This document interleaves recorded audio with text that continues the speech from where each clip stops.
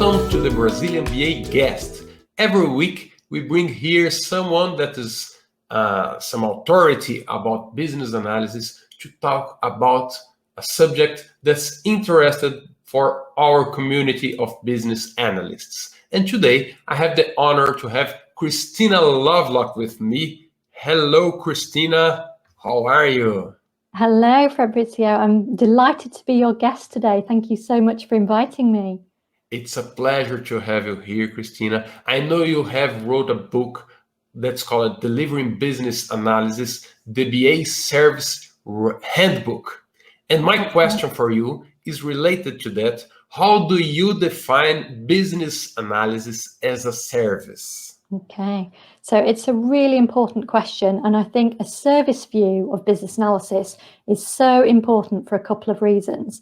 As soon as we adopt a service mindset and tell ourselves that business analysis is not just a team or a function within an organization, but it's a core service of that organization, it leads us to think about our customers. What do they think of the service they're receiving? Is it the service that they want and expect? How can we implement continuous service improvement? And it also works at the next level, which is what services do we offer for our customers? So, for example, we might deliver process analysis for the purposes of process improvement or robotic process automation. We might deliver requirements analysis to underpin procurement exercises. But seeing those activities as discrete services make it a lot easier for our customers to really understand what business analysis is all about. And that is so important because we've had such a lot of role ambiguity around business analysis. People not really knowing what the role is, what the activities are that are associated with business analysis. That's led to a lot of confusion and a lot of disappointment from the point of view of our customers and from business analysts. So a service view really cuts through a lot of those problems and offers a lot of value. I do have a problem when defining business analysis as a service, because usually if you're improving an organization, if you're delivering a new software, that's probably the most common way of enhancing organization or business in the projects we are related, our communities related on. There is always this difference between the analysis and the delivery. And so business analysis by itself does not enhance a company. It points or it recommends solutions for something else to deliver. And when you say about business analysis as a service, how are customers getting that benefits that business analysis are delivering? Are the customers of business analysis the developers, or are the customer of the business analysis the final customers? This is confusing for me sometimes. Yeah, so I think a BA can have lots of customers. Certainly they can have customers that are internal, perhaps within IT or within a development team. They might have more senior level customers who want support making decisions and understanding options analysis that BAs can offer. Sometimes, but less likely, BAs are dealing with a very kind of external, the end customer, as it were. But I think by looking at all of the people and the stakeholders that we interact with as our customers, it really helps clarify that relationship. And it makes us ask ourselves, who wants our services? Are they happy with our services? And how could our services be better? I understand that. And when I see the business analysis as a service, I can try to create a methodology for that, or a standard way to produce these results of that service.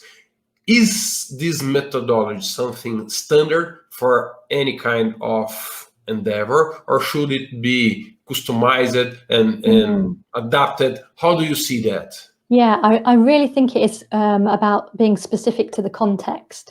And it really depends what other roles exist within your organization. So, for example, if there's a discrete testing team or testing function within the organization, then maybe BAs play less of a role in testing. If that function doesn't exist, then maybe BAs offer a service around testing. So it's really looking about the other roles and disciplines and knowledge that exists in the organization and saying, this is what business analysts do and don't do in the context of this organization. That's a really good question.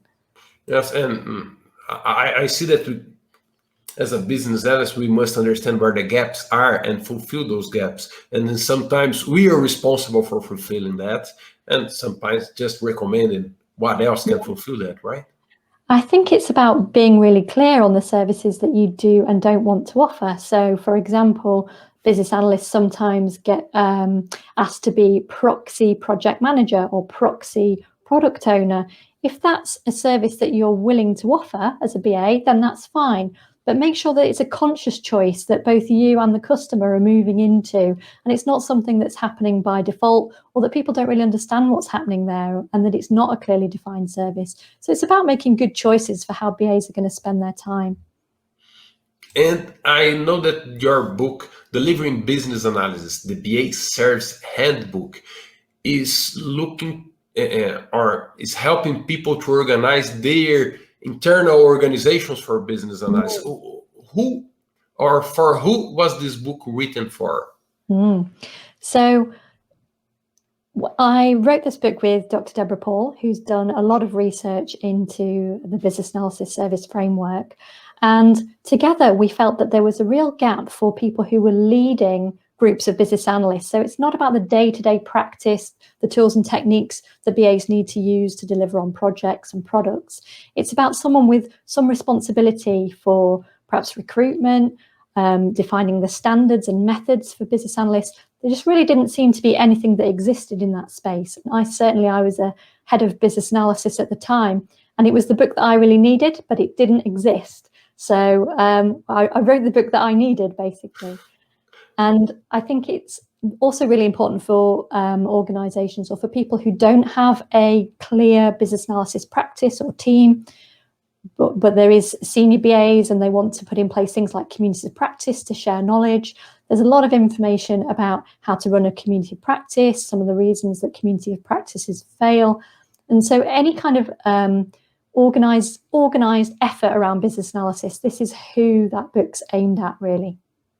That's cool. And if people want to find your book or find more about you and to talk with you about that, how can they find you and your book? I would be so happy to connect on LinkedIn. I am quite active on there and share a lot of the information and things that I'm working on. I also write regularly for the Business Analysis Times, the BA Times, so people can see my articles on there.